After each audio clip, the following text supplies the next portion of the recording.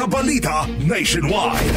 Mataas na opisyal ng gobyerno madalas daw mabiktima ng name dropping.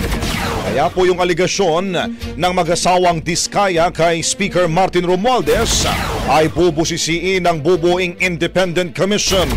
Brigada Maricar Sargan sa balita. I-brigada mo! Brigada! Maingat si Pangulong Ferdinand Marcos Jr. sa pagtanggap ng mga aligasyon na binanggit ng mag-asawang Diskaya sa Senate hearing nitong Lunes kaugnay ng anomalya sa flood control projects. Sa naturang pagdinig, nabanggit kasi ang pangalan ng kanyang pinsan na si House Speaker Martin Romualdez.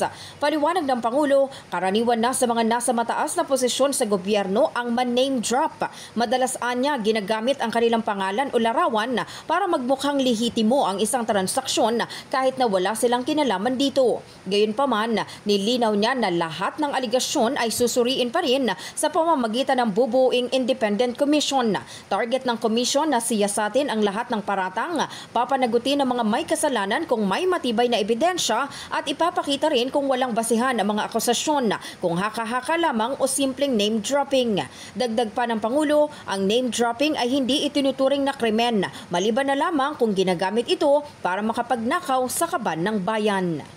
Alam mo, kaming lahat suffer from that, sasabihin, utos ni Presidente, utos ni Secretary, utos ni ganto.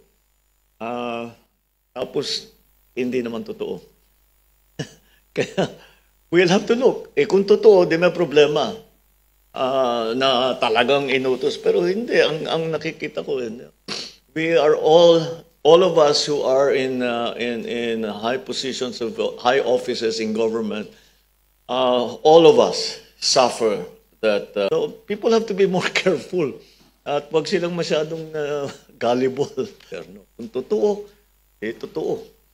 Kung sabi-sabi lang, haka-haka lang, we will also show that. Haka-haka lang.